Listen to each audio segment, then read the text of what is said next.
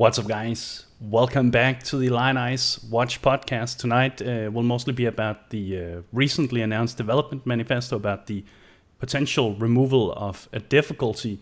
Then we'll have a bit of Act 5 speculation, and then of course we'll have build of the week. And with me I have my two co-hosts, Hegemony and PT. Say hello, guys. What's up? What's up, everybody? Well, hello again. Hello again, yeah. I think, how many times have we done this now? It's now eighth? 8. Yeah, Yeah. primates, yeah. So we're going to start talking about the difficulty levels in patch 3.0, and that's where we're going to see Act 5 released as well. And I'm going to start by reading something aloud here, and this is what we're going to delve into. So this is a post from GGG, and it reads, next year's 3.00 expansion introduces Path of Exile's 5th act without any changes to the game's structure. The core game would consist of 15 acts to play through across 3 difficulty levels before you arrive at the end game. Clearly, this is too much and would push the end game out too far. We want to confirm that our plans for 3.00 reduces the core game to 10 total acts before the end game.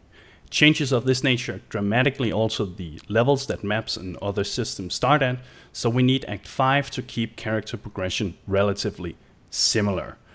And so GGG's goal has always been to reduce the amount of difficulties while adding acts to the game to make up for the lack of content when reducing it.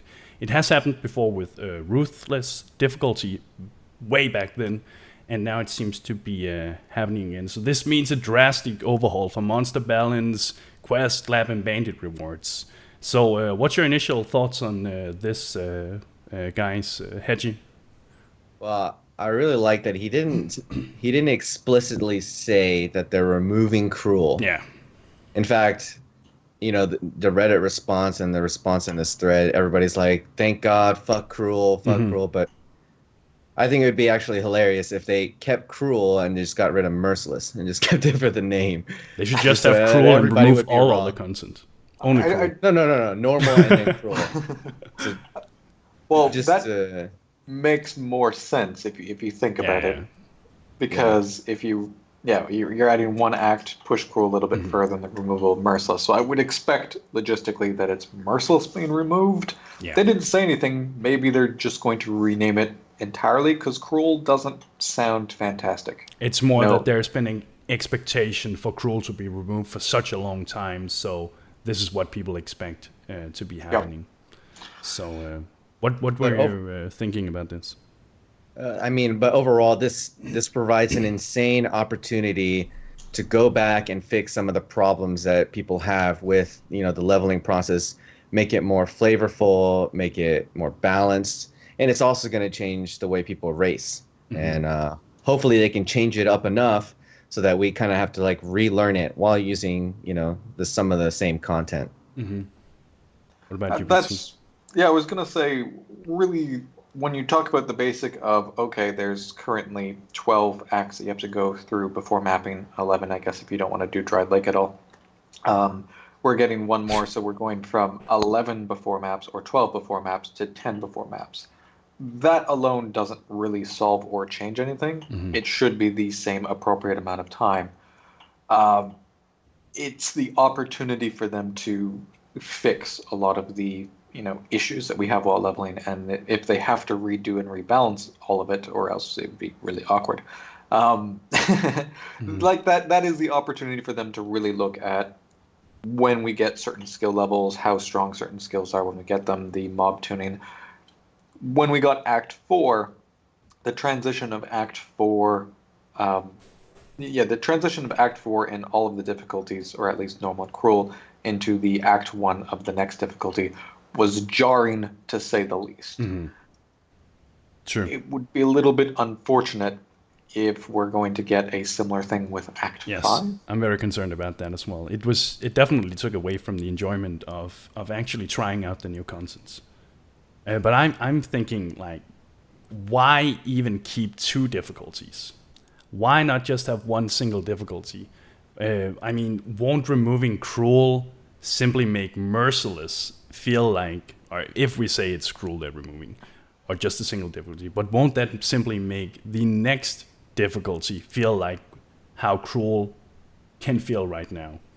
So what you're Does it change saying anything? is remove both difficulties and bring maps all the way down to the end of the first Act 5 completion?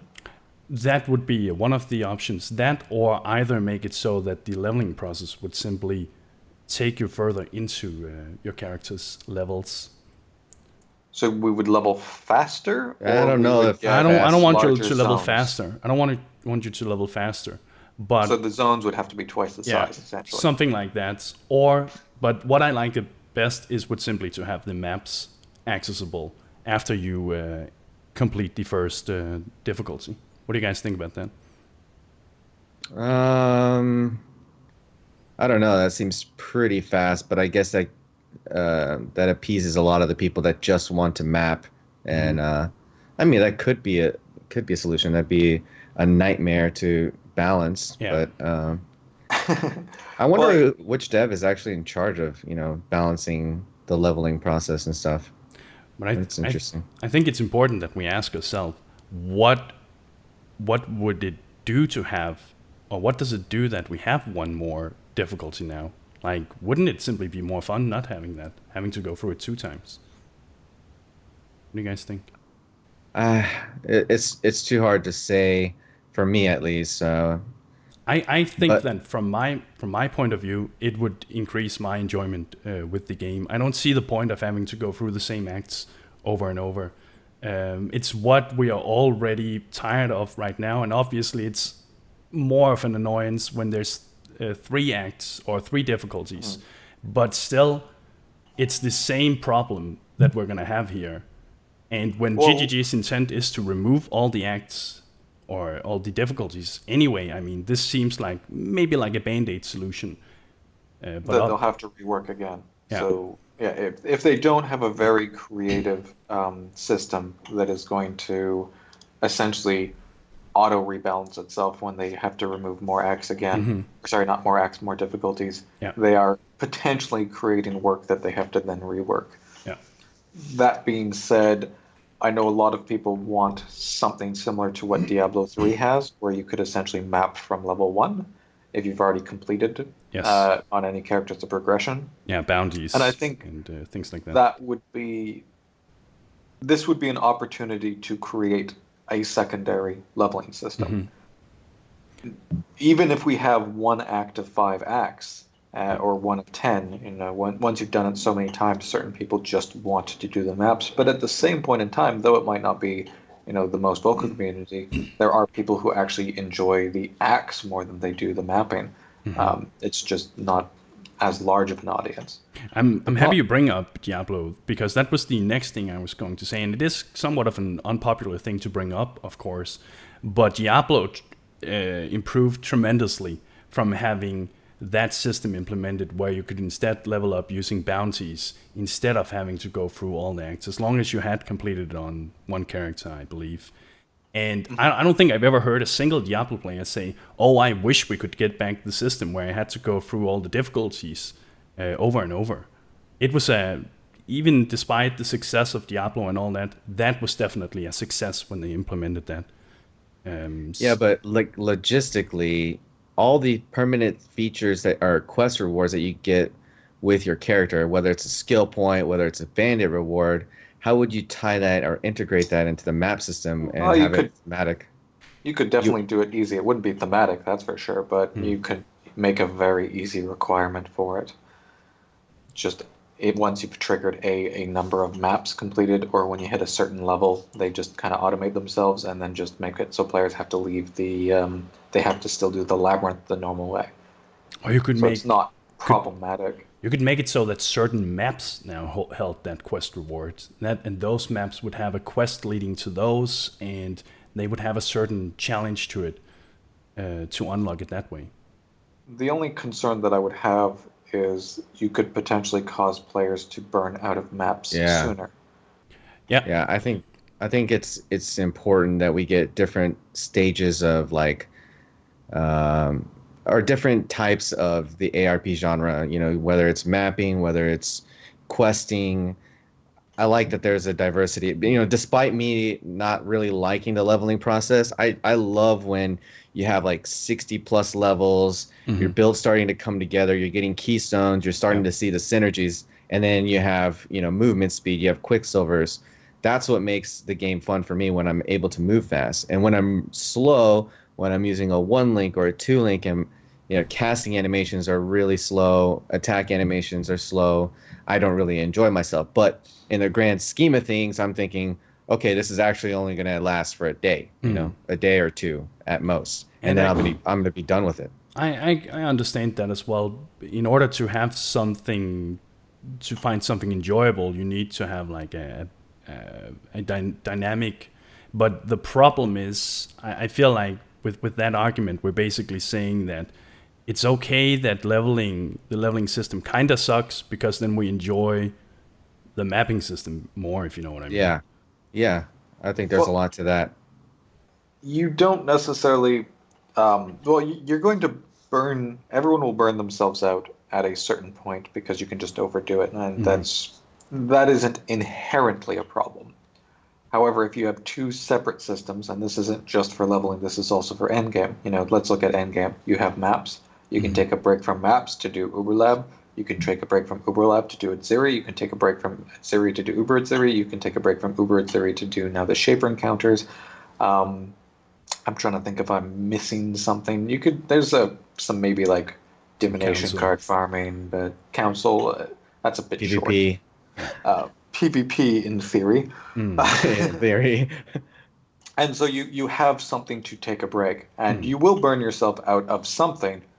And if the alternative is within the game rather than playing another game, that's it's to the benefit of, you know, the trade community, the game retention, all that fun stuff. So they've put a lot of effort into that at the end game, and one of the things that was mentioned by Chris was when they get to maps, they have the highest retention then.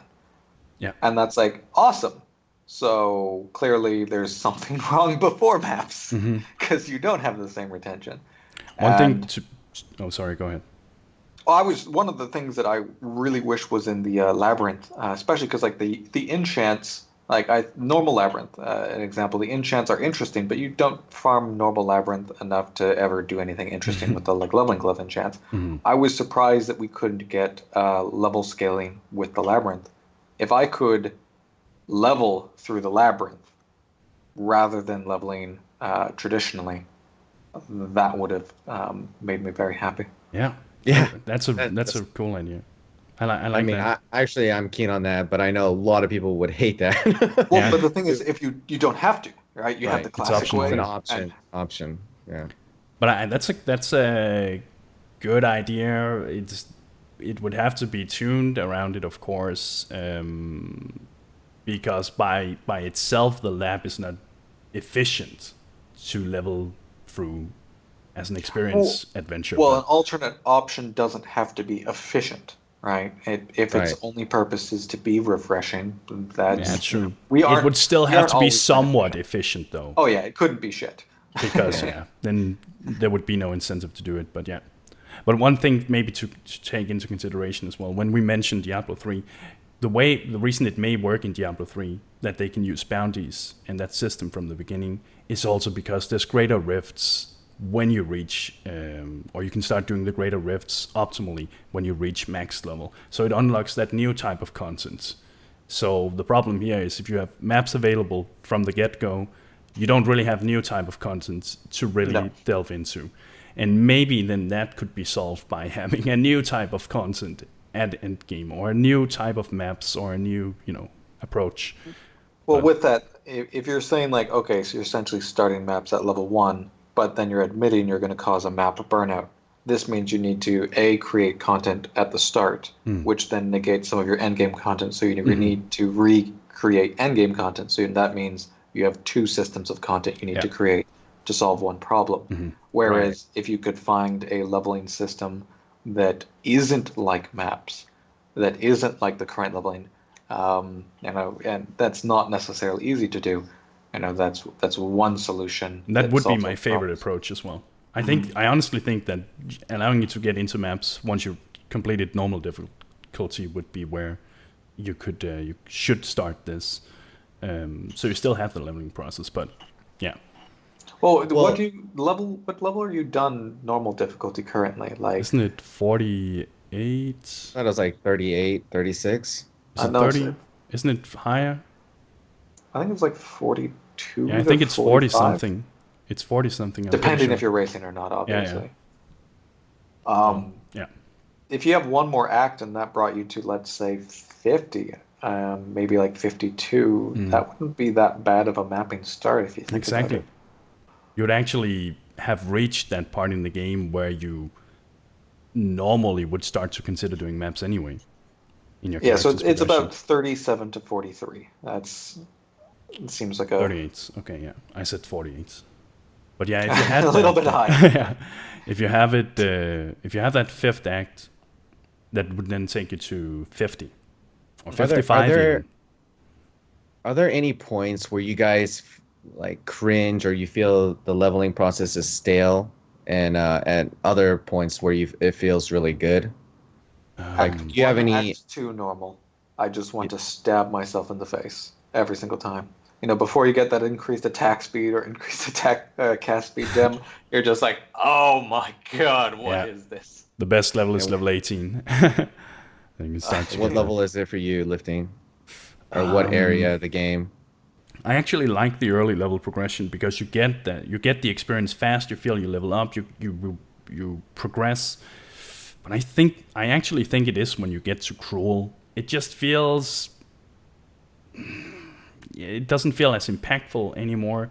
Those I guess 20 levels until you then reach Merciless, where you actually at that point I feel it starts to feel like you're really picking up your character. So I guess that's around that time. What about yourself? I mean, there are some key points where I find it's very interesting and memorable, and kind of it plays off of my emotions when I'm going through Piety, Dominus. Those are the two bosses that I actually make sure and check. Do I have these resists, or what's my current gear situation? They're kind of like prerequisites. Okay, well, I'm underleveled and I have horrible lightning res. This is going to be pretty rippy. Yeah. Other than those two moments, I don't really have that feeling. And then once I'm done with it, I'm at Dry Lake. And once I get to Dry Lake, I feel good. But then after like 3 runs, I'm like, oh god, I'm over it. Like I think with Dry Lake, I have this love-hate relationship with that area. It's so satisfying to get there because for the next 10 levels, maybe 15 levels, you can just automate it and progress your character, and then you're ready to start like the mid-tier maps. But at the same time, that feeling is also not very rewarding, and it gets boring, and it feels like it's something you have to get through sometimes. But one thing that's pretty interesting with Act 5 now, one thing to consider is that Dry Lake farming may actually disappear now. That's not going to be your go-to zone anymore. I hope it's not the go-to zone. But there could be super Dry Lake. Just Dry Lake with more monster density. 2 balls. But I mean, it's like a Ziri map style of mobs. Every pack is rare or magic, and they're like stacked into each other, and you just clear with Valspark. Exactly. It's basically fragmented, but gives experience. I mean, you guys said that you guys hate Act 1. I think Act 2 is probably my least favorite because I don't know. I feel like it's more of a chore, and I don't get as much character progression. Whereas Act 1, you get skill point, skill point, skill point, and it feels good, right? You're navigating, you're progressing on your actual skill tree. And then Act 2, you go and collect all these items to go open doors. You got to go talk to 3 bandits. You got to go click this rock. You have to socialize with bandits. It sucks. Well, I find it's a spectrum problem for me specifically. At the start of the game, at the very, very start, I feel that I progress too quickly. And I don't mean in terms of my attack speed and stuff. It's just the gear swapping is so fast that I don't even feel. Sometimes I'm like, okay, I am using a level 10 leveling weapon and I have a level 14 leveling weapon. Mhm. I'm like, you know what? I'm leveling so fast. Screw that. I'm gonna wait till I'm level 20 and equip the 20 leveling weapon True. or belt. And then at the very end of the game, when we're talking about the very end, no, not the very end. When I hit level, 75, more 68, and especially with Essence because of the accelerated crafting, I didn't upgrade often enough. I would Yeah. play for 3 weeks and not get an upgrade. Yeah. I want to upgrade my character, but I don't want to upgrade so quickly that the gear seems useless. Mm-hmm. But I don't want to upgrade so slowly that I can't be excited when I'm identifying gear to be like, oh, this is sellable, or oh, this is equipable. It's just like, hey, wow, I've been playing for 2 weeks and this is all garbage. I mean, optimally, it should probably be so that at end game, when you log in during a day, you play for a couple of hours, then you should probably have found something you feel that's worth changing out for my character. That's fun.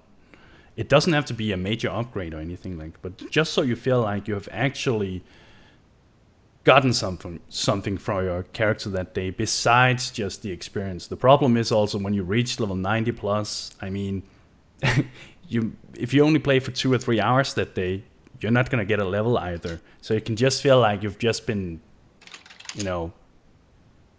doing nothing.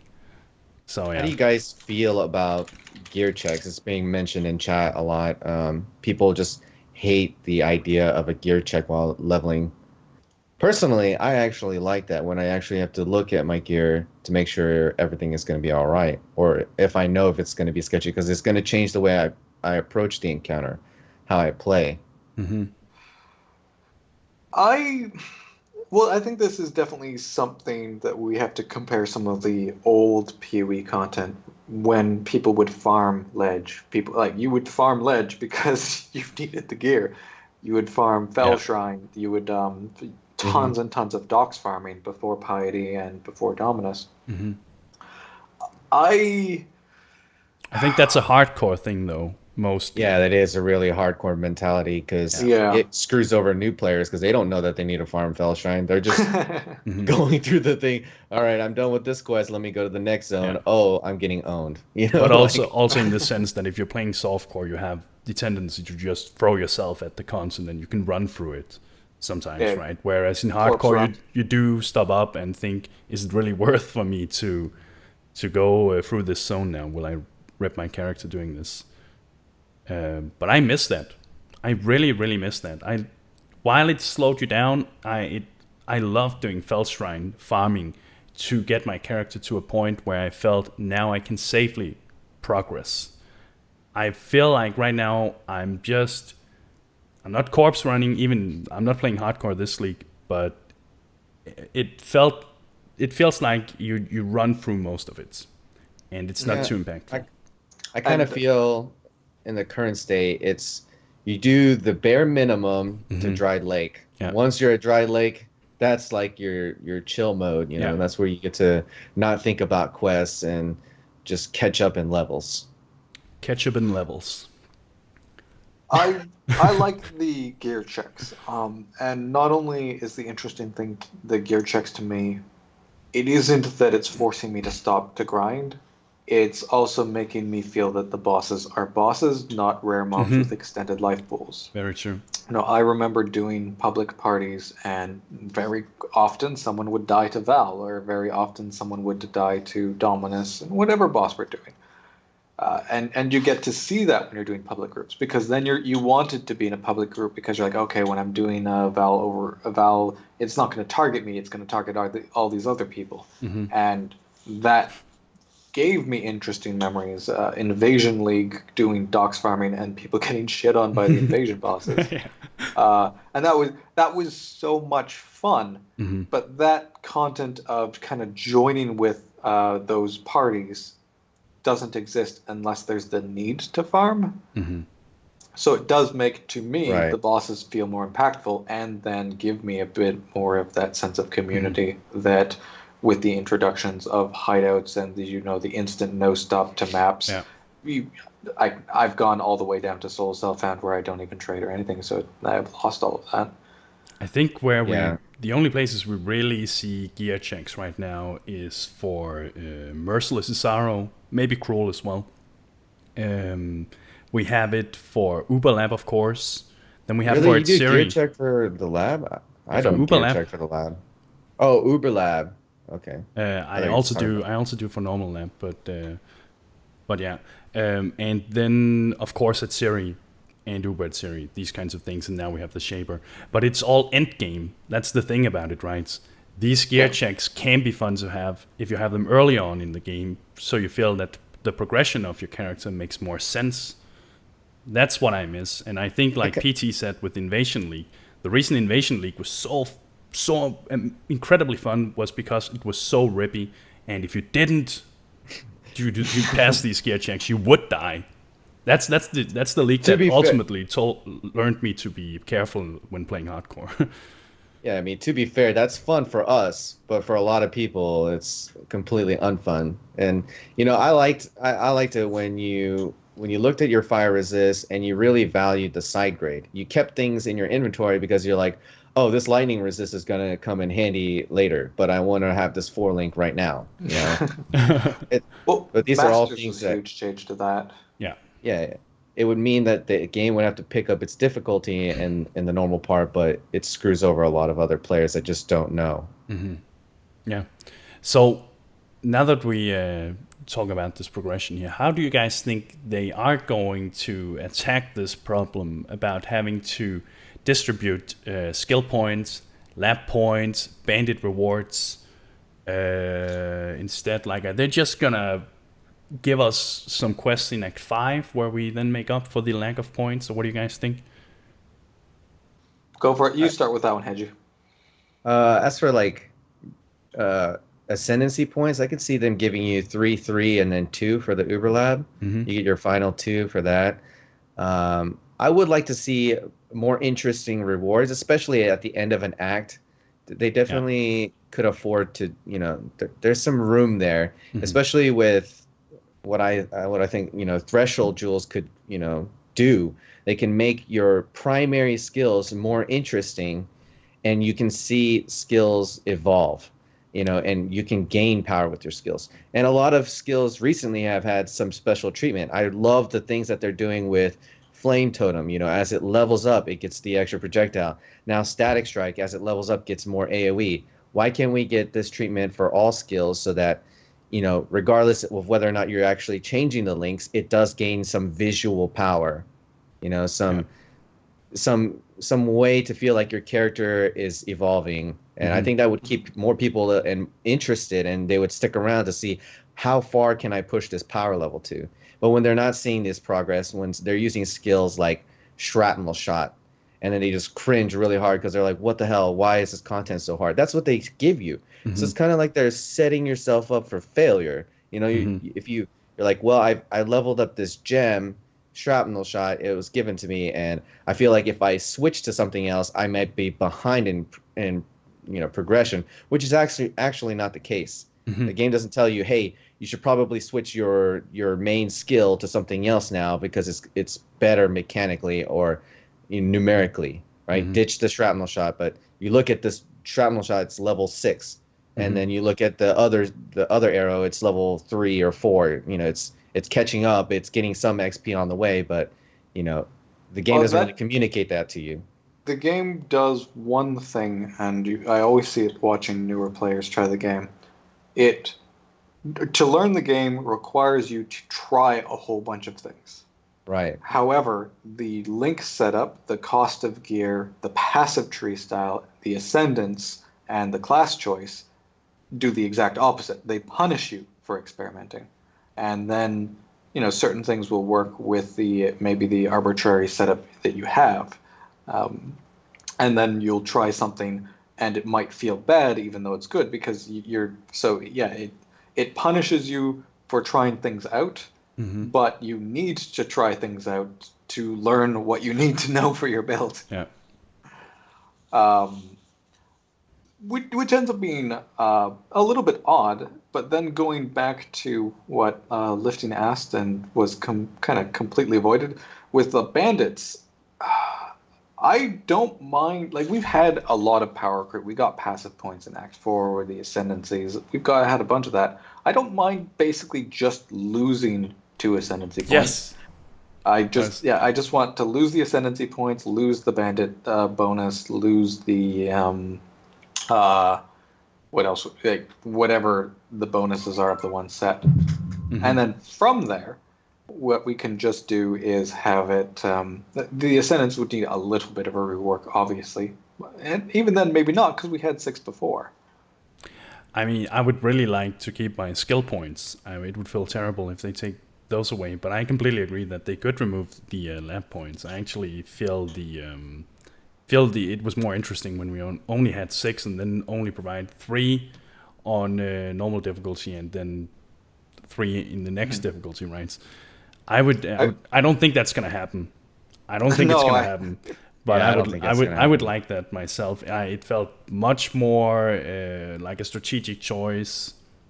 Yeah, I remember with the ascendancies when there was 6 points, you're like, okay, do I really want option A or do I really want option B? And you're like, Then we got 8. You're like, oh, both. I'll take it all. I like it. And the only thing you don't pick up is the thing that doesn't work for your build. So that's fine, right?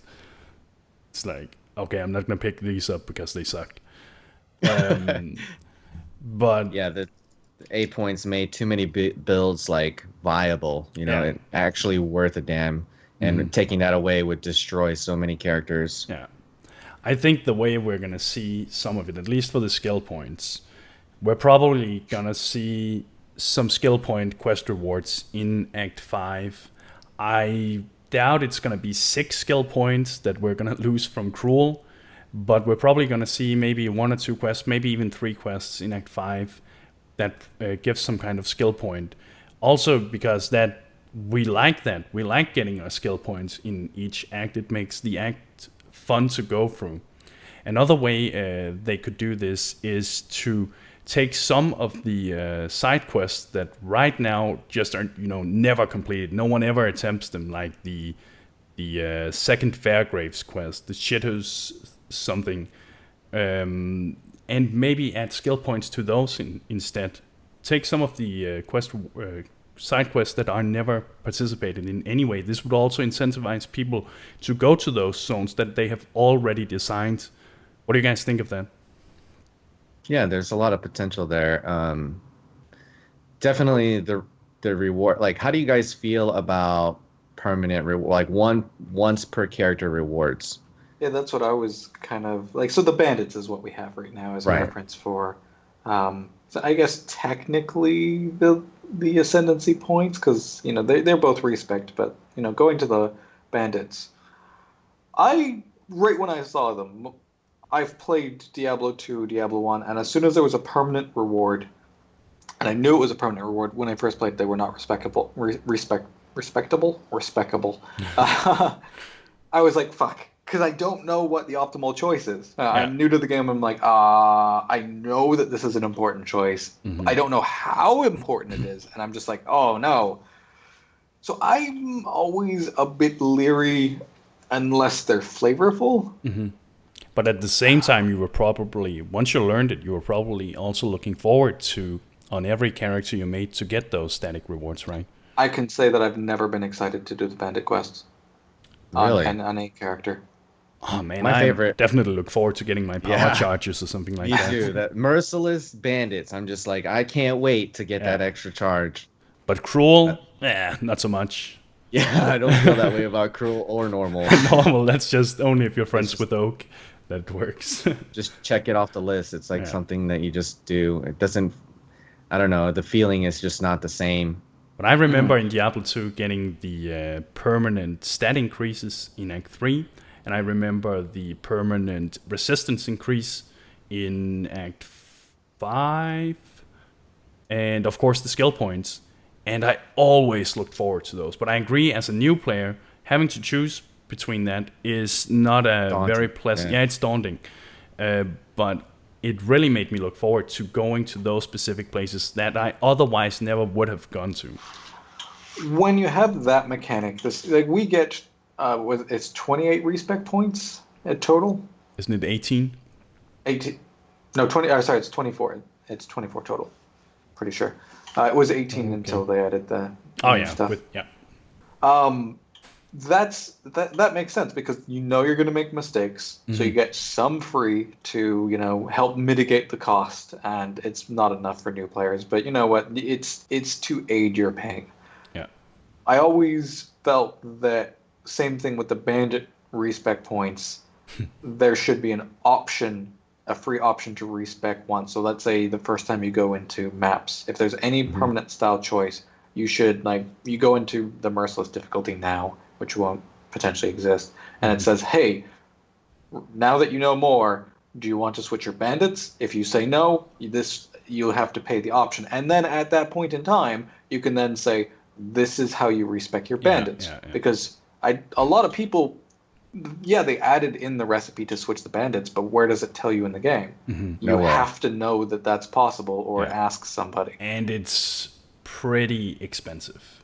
Right. Like it's 20 regrets and an amulet. I don't mind it being expensive though, right? Yeah. But I do think, because what if someone chose mana because they're like, I'm having mana problems? There's mana. But didn't you say free, or did I misunderstand you? One free option. Okay. So and then you enter an expensive from there then. Exactly. Okay. The problem is they can't make it so cheap that the most efficient way to explore a lot of builds is just to re-roll the same character or respec the same character. The game should incentivize you. Hey, this probably is going to cost too much. It'd probably just be better or easier to just remake the character, and explore the whole journey again. With a different skill. So, I don't think you should have a cheap respec. Right. If you're going to have like a semi-permanent choice, that's the point. Weight it, make it feel important. Yeah. Though you need to have essentially a oopsie button. Yeah. Once a player has learned a bit more and say like, hey, are you sure you want to make this choice? Yeah. And it's been a little bit more of a common thing in ARPGs where when they have a tutorial, at the end of the tutorial, they essentially give you a full respec as you've learned a little bit. And that would be how I would say is like, okay, what if when you enter your first map or at some point that they decide, they offer you that respec. If you say no, you have to pay cost. If you say yes, if you do it in the future, you have to pay a cost. Or even after normal difficulty. Like you've tried all the mechanics then, right? You know what it's about. But yeah, I think that could work as well. One thing they're also going to change is how resistances is going to, typically right now we will get minus 20 resistances on cruel when we enter that, and then minus 60 when we go into merciless. So that because they're removing cruel now, they'll have to figure out a new way to do this, how to apply this. Have you guys thought about this? I would assume if they're trying to do it as simple as possible and they don't want to change the numeric resist that players are looking for, it would be minus 20 in difficulty 2 and then minus 60 in maps. Yeah. That's what I would assume if they don't want to change the numerics of the resists. I was thinking you can, since there's going to be like the total amount of minus resistance you're going to get is minus 60, right? Yep. Yes. There's going to be 10 acts. So you could simply make it so that for each act, you lose 6 resistance points. I like actually that idea. Just in general, I think that makes more sense and is more easy to swallow than the, my resists are fine for cruel. Now I'm going to start merciless. Oh, dear God, I'm fucked. And I also feel like, I also think that would add a bit of flavor when you get to the next act.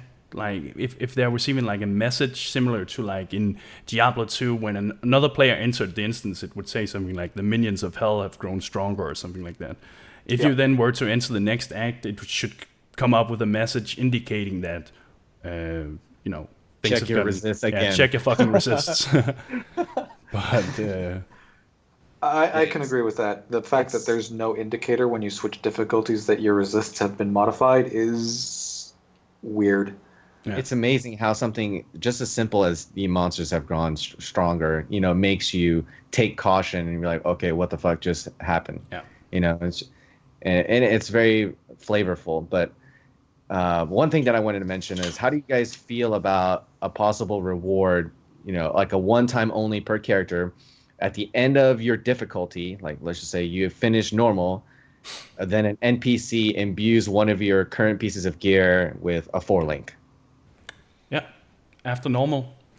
Yeah, like, because in Diablo 2 you had the once per act per character, you could socket something like a unique, right? And you could put a Zod rune in an ethereal grandfather or something that's really something that kind of like gives you that. I mean, they right now they give you 4 links at merciless. It's like so makes no sense. It's like getting the shittiest present ever. Here, take this. I hate you. I hope you die out there. Here's the 4 link. Links are extremely important in the game, and let's ignore racing, because with racing, there's the whole thing about utilizing uniques, or not uniques, link drops and all that fun stuff. So I'm sorry, we're going to be ignoring you guys and that skill for a moment. I do feel that whenever you get a bandit reward early, even if they're gems, one of the options should be the most links available for you at that point. So when I complete, let's say, the first quest that gives, or after the first quest you get supports is when you're entering to the Brutus, when you go into the prison. So let's say killing Brutus, one of the options over the gems is a 3-link. There's a bunch of 3 links. And then there's always because if you don't choose the gem, there's the gem vendor. Yeah. The secondary thing is indicate players that there's a gem vendor, because that's not as obvious as some people might think. Yeah. I think there's a lot of people who haven't seen Tab 2 yet, even after having played it. Would you want the like the 3 and 4 links then to be a permanent option on the vendors, similar to the skill gems then, after they're unlocked? No. Okay. I don't think so. It's just if you need them, you can pick them up. There's a point. You want players to consume fuse at some point. You want players to get an interesting item. It is good, but unfortunately, having a 4-link or having a 3-link is just so important to how they've done the game. They could design the first difficulty to be significantly easier, and one of the things that I think people often ignore is if you D2 as an example, or D3, the start of the game is hilariously easy so that you can screw a lot up while you're learning. Path of Exile, if you get to the point where you should be running a 3-link and you're still running a single link or a skill with the wrong supports, you're getting punished an insane amount, and it doesn't indicate to you why. So there isn't a good explanation tool for the very unique mechanic that this game and this game alone has.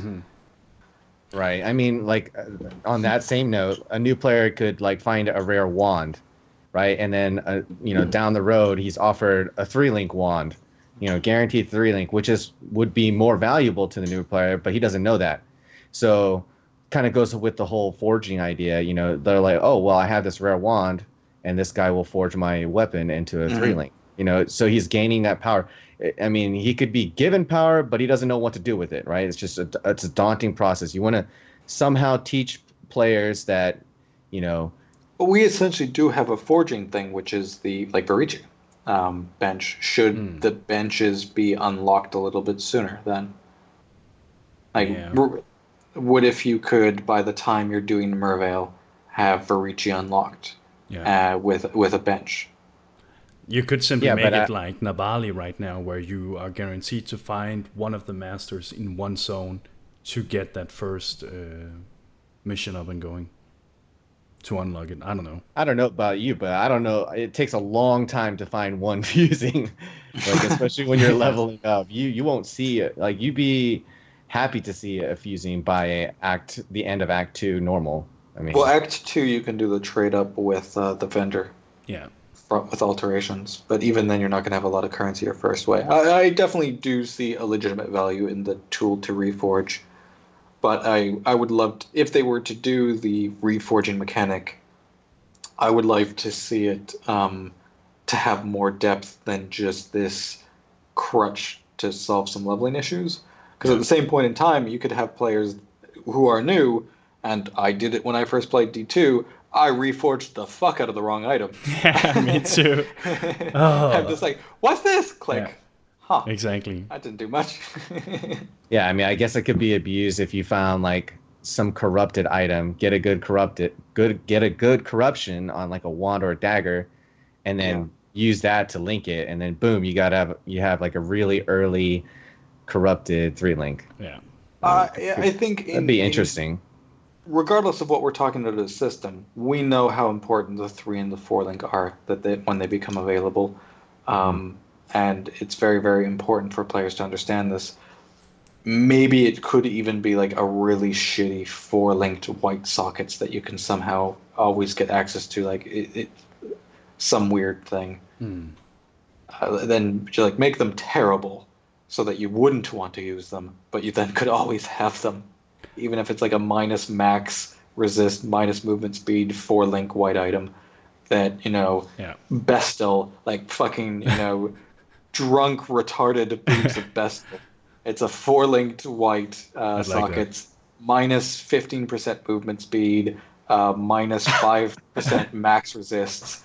But the point is, if you like drop them or lose them, you can then talk to him and he'll always give them to you. As like a quest item, but it has the function of always allowing players to have these. There's definitely many different possible solutions, but the links are so important that you can't punish players when they're trying to learn what the links are. I think though that it's not just a matter of having links. The problem is, and one of the most complicated things in Path of Exile is that sure, you get a skill gem, here's a support gem. How do they work? Like, there needs to be a much better way of explaining new players to the game how the interaction is between support gems and active skill gems and links, how that works. And at the same time, I also feel that they should just make so that every skill gem is available on all characters. But I know that that takes away some of the theme of the game and class theme, but just make it so that it's presented so that you have the green gems in like this green part of the UI, dexterity gems or something like that. Just present it like that. Because right now there's like, even if a new player follows a really, really solid beginner build or something like that, he may not necessarily understand that he has to trade for some gems. And he will just be completely defeated when he then realizes that 2 or 3 of the most important support gems for that build is not obtainable by him. And he may not even understand how to link it either.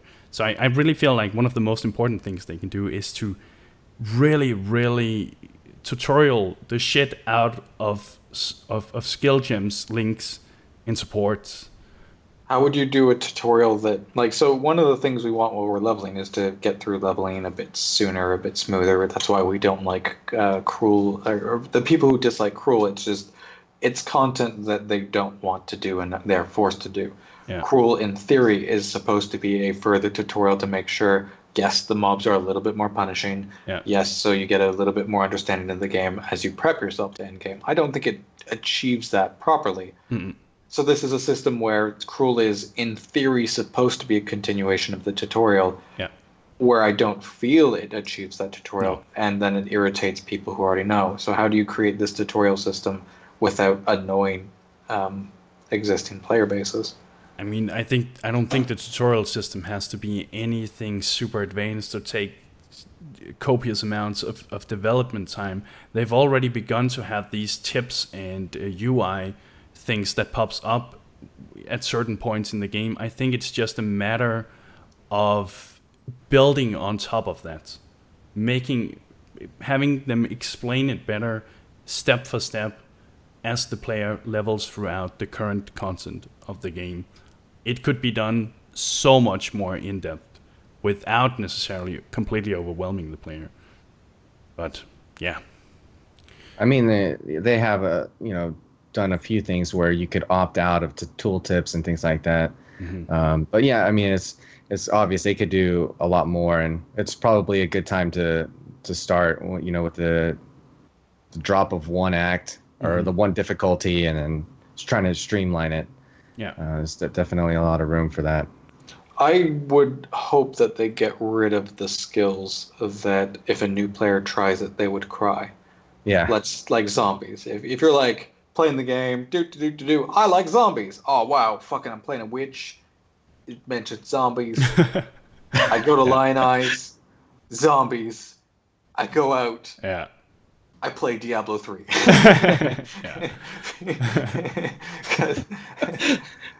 There is no point in letting anybody touch zombies right away. Even if you grab like the unique power amulet, the side breath or whatever, holy shit, zombies! And then like you'll have spark being like these god mode spells some of the times when that was a thing, or you would have had flame totem. There will be like these god mode leveling skills, but nope, can't be zombies. Those must suck. Yeah, that's the nature of them, right? So we've briefly touched upon this, guys, but I would like to hear what's your main thing that you do not like about the leveling process right now. What would you like to change? If you could change one thing, PT. I would like leveling in general to be slower, so that the gear level requirements are more important, so that I'm holding on gear for a longer period of time, and I'm feeling it's worth investing gear and thus worth selling gear. But at the same point, it needs to then also feel more engaging. If the mobs are too trivial compared to my gear, if the mobs are if I'm grinding to waste my time too early, I need to feel reward. Yeah. In the current currency, you're incentivized a little bit outside of day one stuff to hoard all the currency while you're leveling, like the silver coins, alks, because it's the same currency start of the game, end of the game. And Essence has a neat workaround to it. And so you're hoarding it, you're not getting to do any of the crafting, you're not getting to do any of these things, and then you spend it later when you're trying to equip, some end game stuff. So I would like the desire so that stuff while leveling can be valuable to find outside of leveling uniques, as well as it be worth my time to change my gear, to try things. What about you, Hedgie? I mean, personally, just the major thing I want to see is all the other skills get some kind of treatment. As the skill gem levels up, you can visually see and feel like some power level. I mean, and it doesn't necessarily have to be damage. It could be AoE, proj speed, and they could start it small and then make it big. Yeah, it probably shouldn't be damage, right? Yeah, I mean, it depends on the skill, though, but something that you could visually see. Okay. But something more impactful than, remember the elite mobs that were supposed to change leveling? Exactly. To this day, I don't even notice them. I think what I would really, really like, and this is probably unrealistic because it would require a lot of development time, and I would imagine it to be expensive. But I feel we have a lack of impactful or iconic boss fights in this game, especially if you consider this from a new player perspective. And we briefly talked about this yesterday, the three of us. But right now in the game, you have no idea what's going on. You have no idea why you're progressing into the next act. And you gave an example with Dominus. Like, what is it we know about Dominus? Yeah, and that's the thing. So Dominus is the person who exiles us, but other than that, the extent of the lore that's readily available on him is he is the High Templar. Cool. That's it. And one of the things that made Diablo so memorable And obviously there's some nostalgia and all that stuff. But if we can try to look aside from that, one of the things that made it so memorable was the bosses. And when you defeated these bosses, you would travel to the next act, you would get on the caravan, there would be a cinematic or something like that. I don't think that necessarily needs to be a cinematic, but if they could present some kind of story or lore, just in text, or even that procs when you travel to the next act, explaining Like what the the hell was scrolls going they did with Diablo. Yeah, something like that. And then just make the, I don't know, add some story, some flavor to those bosses. It makes it so much more interesting to progress, especially if you're a new player to the game. I don't know how much of a I'm an difference old player. Yeah, I'm for an us- old player and I don't even know. Yeah, I have no idea what a lot of the lore is in the game either. It would help if people understood why they were doing. Like, there's a difference between, you know, asking for a fully fleshed out lore Yeah. with thousands and thousands of texts, but it's just more so give players a purpose other than dicking around and then stumbling into demon anus at the end, being like, "Okay, I mean, demon anus." one of the things in Diablo that made you interested in progressing as well was the lore as well, figuring out what was going on. And again, I've said, but from the new player's perspective, if they know that they lose a lot of players during the leveling process, something like this maybe, or would maybe be able to keep them interested until they were to get to mapping. Just to see the story and have that explained. There's definitely a lot of merit to that. I mean, partly because, you know, the reason I don't engage with the lore is because I guess it's not my form of, it's the presentation, and things like cinematics really get me invested. It's like my medium that I enjoy. I like cutscenes, and I like, they've kind of played around with that with the whole shaper. You notice the map will go purple, everything will freeze. At first I thought, oh god, I'm desyncing, I'm gonna be dead. I logged out the first time I saw that. I lost control of my character. Abandoned ship. Yeah. But people are like laughing at me, saying it's trying to tell me the story of the shaper and things like that. And I mean, they're trying, but I think they could, you know, it'd definitely be nice if they went the extra mile and got me invested into the story of Path of Exile, because I've been playing this game since closed beta and I still don't know it, because it's I don't know, the presentation is all within these optional things that you can click, you know, these voice acting books and all that kind of stuff. I mean, another thing you could do is simply, and this is something very, very simple, but when you had the dialogue, you have the dialogue options with the NPCs. When you were to click that dialogue option, the camera would then zoom down upon that character and have some kind of, you know, animation or something like, just to make it a little more alive and engaging. But yeah, I don't know. I would really like that, and I think it would be good for the game. But I don't know if it's realistic. The most unengaging content to me is Master Quests. I'm just like, yeah, like, A, why the fuck are you stuck? B, why are you in a map? Are you gonna help me, you asshole? Fung the Den. Why am I Fung the Den? You're a hunter. Yeah, exactly. Do it yourself, goddammit. But yeah, it's true. I'm in your hideout. A, where's the fuck the hideout? Yeah. Like, on the map? I don't know. The masters, I'm just like, okay. The worst thing, I mean, is Sana asking you to help another fucking master. That's, go help the master yourself if you don't want to interact with him. That's not my fucking problem. But I agree with that. Those are not very intuitive. Compelling, yeah. Let's go with something like that. But yeah. Do you guys want to add more to the topic, or do you want to head into build of the week? Oh, well, I mean, clearly we could talk about this all day long, but do we want to talk about leveling uniques for a quick period of time before going? Oh yeah. So there was some interesting. Yeah, there was some interesting discussion we had behind the scenes about how we felt about leveling uniques. And Lifting, do you want to start this one?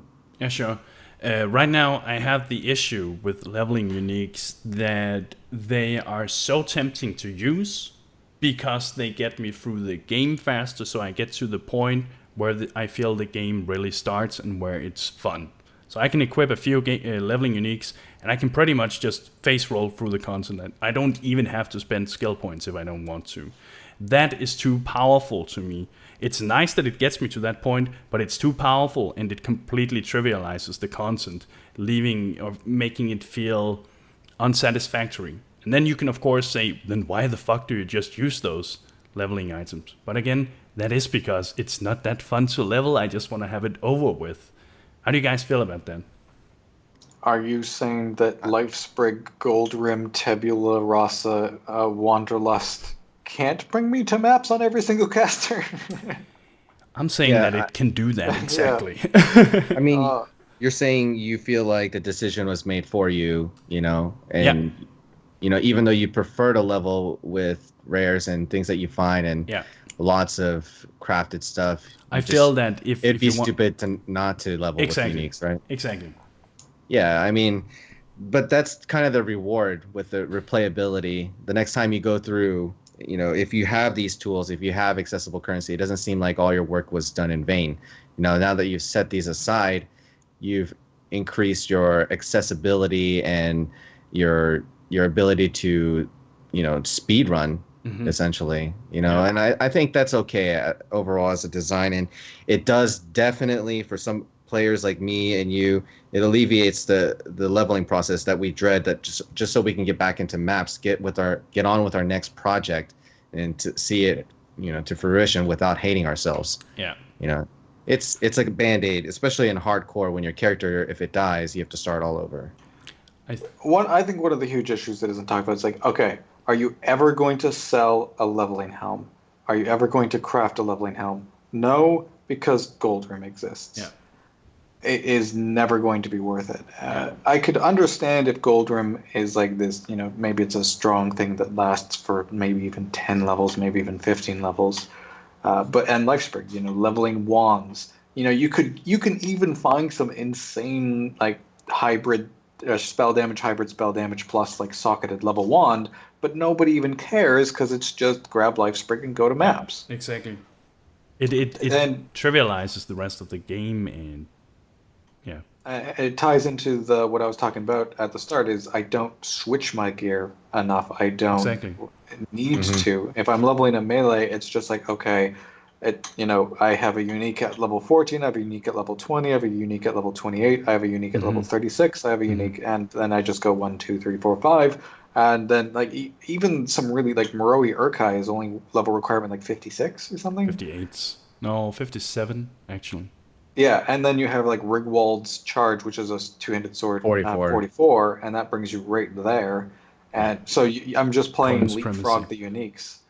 It's just... And that's why everybody loves getting to Dried Lake, because that's Dried Lake and early level maps, because that's where you actually play the character. That's where you upgrade your gear. That's where it matters. And then you get to like very high level maps, and then things just slow down. So much again. So it's why people feel so alive during that period of time. I think though with leveling gear, I'm using it, so it is double standards. But I think if you could make them rarer, then make it so that leveling uniques were actually something that really felt when you found it, yes, I've just got an item that will make my leveling significantly more enjoyable on my next character, instead of having all leveling uniques pretty much available as long as you can accumulate like 10 Chaos Orbs or something like that. They tried that one time with Goldrim, remember? They made it so rare that Goldrim was literally selling for an Exalt. Yeah. And now on hardcore they're around 8 to 12 Chaos, depending upon the role. So I mean they're in a pretty good spot. I mean, that's not affordable for any new player. Goldrim is in a good spot. Yeah. Price-wise, at least. But, I mean, Lifesprigs, all the other stuff, Wanderlust, but... But another way to think about it is if it drops later on, if it's so damn rare, you probably, what's the odds that you're actually going to use it? Yeah, that's the issue. On any other thing. Yeah. But yeah, that's what I'm thinking for leveling uniques here. I think we need to go into the build of the week at this point. Yeah, so as well. who's the worst time We've on that? talked quite a lot about leveling. We like missed half the subjects. You know, there's a lot to go, and that's the thing. There's a lot to removing a difficulty just in the number of acts. It's an opportunity to take a look at a lot of the sore spots that haven't been touched on for a long time. Yeah. And I think the worst thing could be ignoring some very, very important ones, because we're going to obviously have a bunch of people coming back again, and hopefully the process can feel a little bit smoother both to the veteran players and to the new players. Yeah. So let's go to the builds of the week. Yes. This build of the week, and let me actually put on the gameplay down here. It is Shaper viable. It is Shaper viable. Dun, dun, dun. This is not Dominating Blow. It's not Dominating Blow. It is designed by CMPHX, and he has named this build King of the Forest because it uses Queen of the Forest, but he's a dude wearing it, so hence King. It's a Shadow Assassin bow build utilizing Reach of the Council together with Chaos and Poison mechanics. The build has excellent clear speed, great survivability, and it is Maddhatterui viable. That kind of sounds like one of my build guide introductions. But in all seriousness, with this build, you will be able to take on the all of the content that the game has to offer, including Guardian, Shaper, and Maddhatterui. And it's important to note here that Reach of the Council isn't required by any means for you guys to try this out.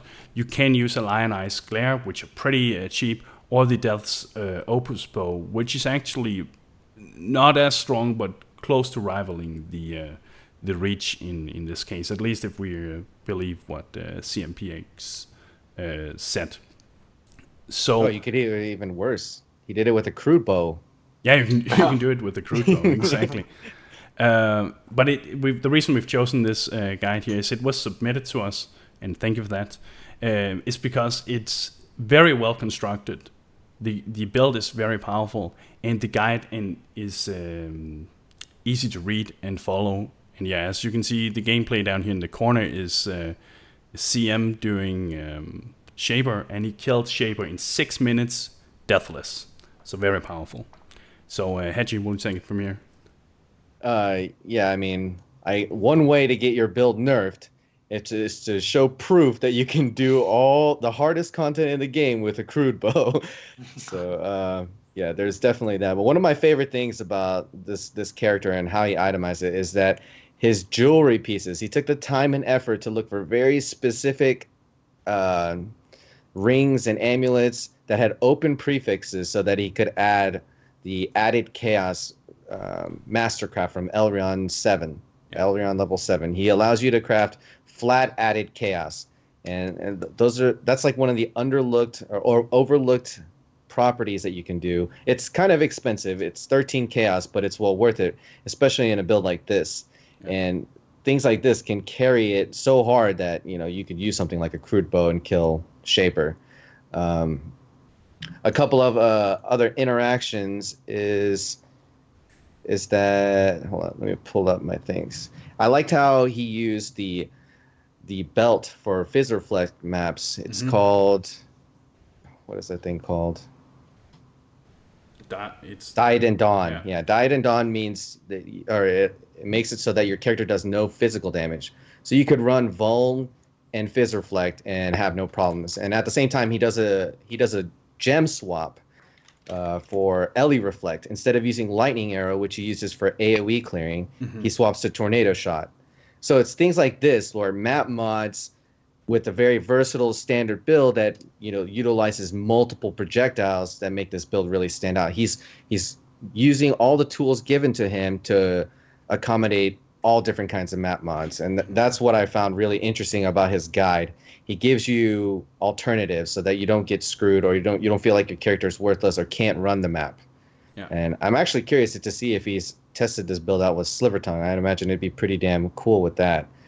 But we see that it's a additional projectile-based build, which is something that we haven't seen in a long time. He uses the helmet enchant. It gives you 2 additional projectiles to barrage, and barrage has this unique way of handling additional proj by just adding it to the count instead of like spreading the actual payload out, it keeps it narrow, and it just machine guns it. He gets 1 additional from the quiver, the corrupted implicit on his drill neck. He gets 2 from the helmet, and then he gets 2 more from the dying sun. Yeah, exactly. I was like, it's PT's favorite item right there. It's fucking special flash. Fucking praise the sun. Eloquently put. That flask. Yeah, and he uses the It was fucking very rabies. useful tool of spell totem wither for to take down bosses even faster. So flat added chaos jewel or support gem, and then many projectiles in a small confined line. The key thing you want to keep in mind with these types of builds, and these are poison, essentially chaos damage, poison double dipping. When you have projectile damage, a skill that can scale with projectile damage, poison damage will double dip. So projectile damage will scale both the initial hit, which scales the size of the poison, and then the projectile damage, for whatever magical special reason, we don't know, will then also scale the poison degen. And that is crucial to how this build can scale its DPS to such an extraordinary amount. That is something they have said they're going to fix, though, like in future patches. So it was confirmed that they were going to change the way projectile and area damage, how that double dips with poison. So when? When? No. If it happens in 2 years, I'm pretty sure. I think it's 2.5. I have a feeling it's 2.5. I mean, they already tried to do something, reduce poison a bit this patch by 2%. They did. Some of the noteworthy things about the build that I wanted to read off, and this is from the guide, which has been posted in chat. It will also be in the YouTube description if you're watching it there. But it does have a very high life pool, making it tanky. There's a lot of the times where you see these crit bow builds, and they can be exceptionally squishy because of the crit uniques they're trying to use. They do have high damage. The loss of the frost wall interaction that was changed in 2.4 is the reason why he ends up pushing towards barrage, and he does explain that the frost wall interaction allowed for some pretty hilarious things to be possible. Instead, you're going to have to use barrage, which does desire to be a little bit closer. The further you are away with barrage, the less accuracy it has, and that then is why he ends up making sure his character is quite tanky, so he can just run up, nuke things, move on. The high movement speed allows it to get something, it's going to have a extremely respectable clear speed. And then he's using Arctic Armor, he's knockback on crit, which are some of your normal bow things. And from there, it becomes fairly simple. Due to focusing on chaos, it has that awesome advantage. You're not going to be worried about Fizz Reflect maps, you're not going to be worried about Elemental Reflect maps, and you can just alch and go. So it's quite efficient. Whatever pack size you get, you're not really going to be worried unless you get one of those complete bullshit maps that no builds really run. And it can do, it as we mentioned, it's all content viable. I think the only thing he didn't really talk about, or I might have missed it, was Hall of the Grandmasters. But that's, nobody generally cares about if a build can do Hall of the Grandmasters. Yeah. But I want my 1%. Pay for someone else to do it for you. Yeah. And I think he said he reached, with Queen of the Forest, I think he said he reached something like 20,000 in it, or evasion, and that's why you're seeing like the movement speed is also so great on this type of builds. It's interesting.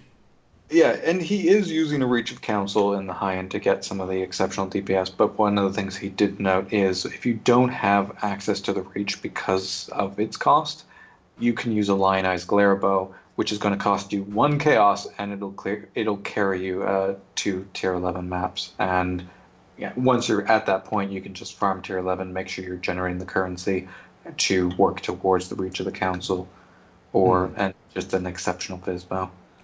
Yeah. And there's one thing, like with making an archer in general, being able to just use defensive reservations is insane. Like, it feels so good to not have to use Hatred, Herald of Ash. Instead, you're using Grace and Arctic Armor. And he says in his build guide he's able to achieve over 20k evasion.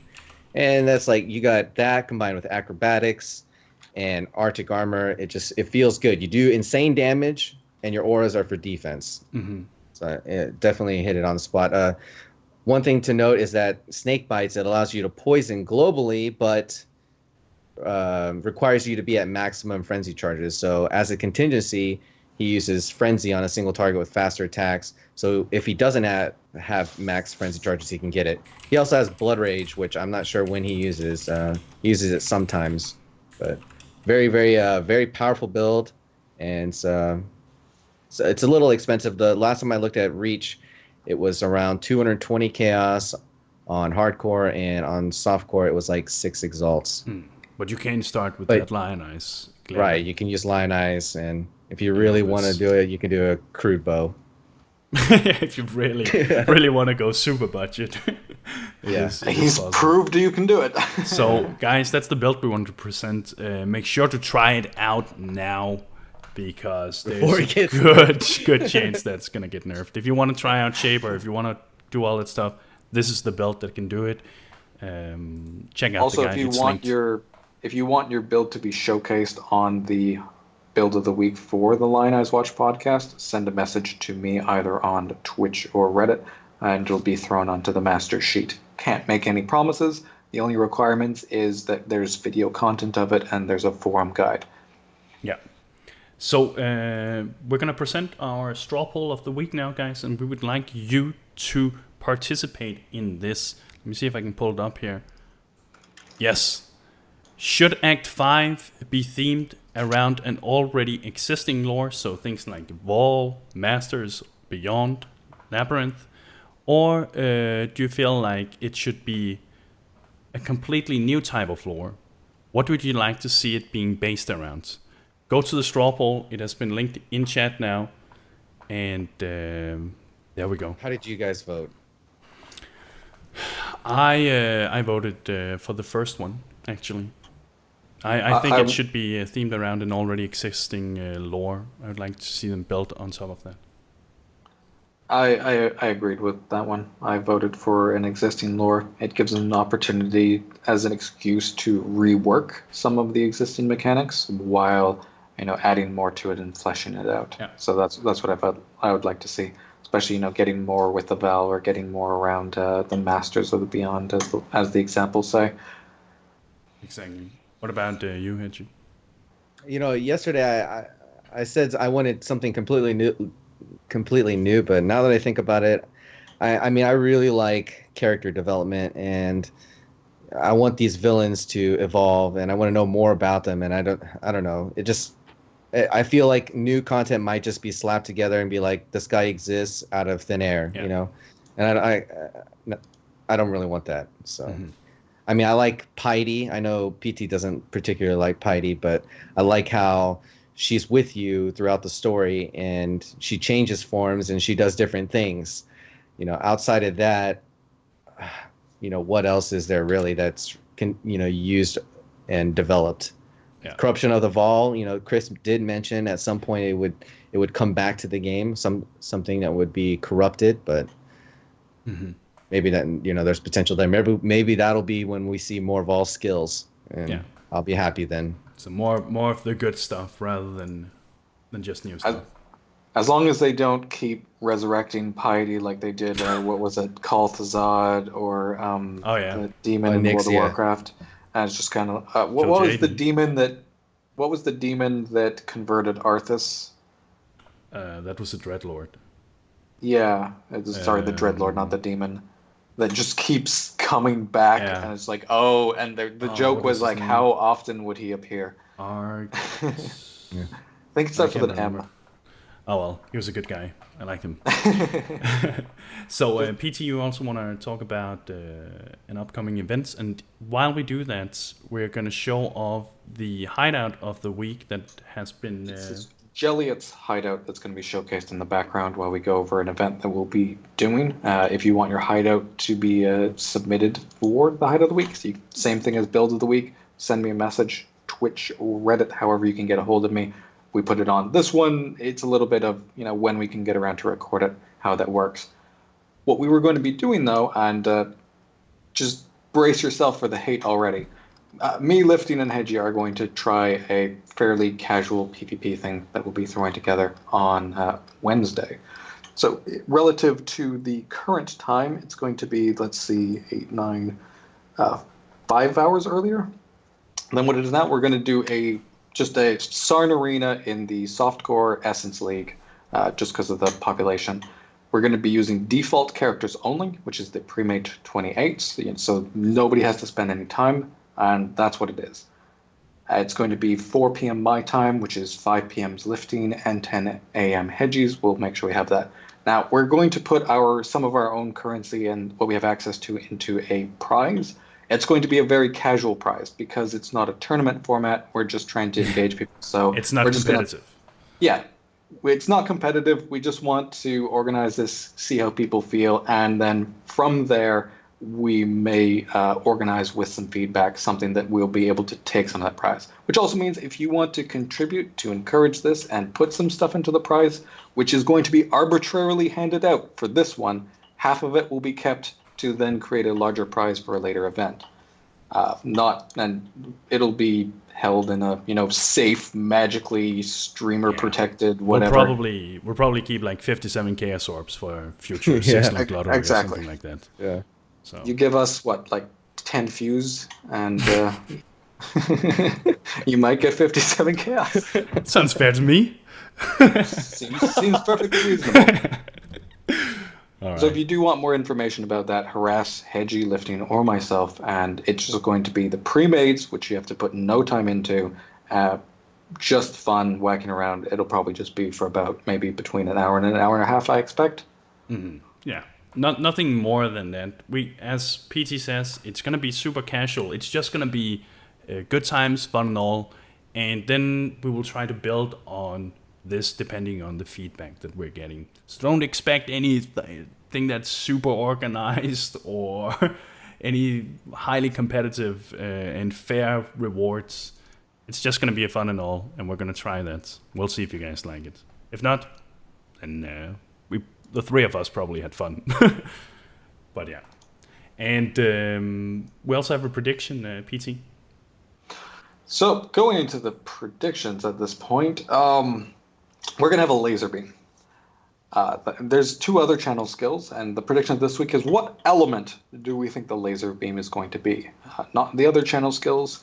And then chat, we were curious at what element you actually wanted it to be. Yeah. So, Hedgie, what's your prediction on the laser beam? I think it's going to be lightning. Lightning? Mm-hmm. Well, because even with lightning tendrils. The incinerate is kind of like a fire laser beam, but it's not really. But I figure there's room for a lightning laser beam. So you want to be the shock and horror boss and just spin around lasering people? Yes, exactly. You should transform into that. Well, the main thing is lightning can pierce, right? And I don't want to use a lightning or a laser beam that can't pierce. That would be terrible.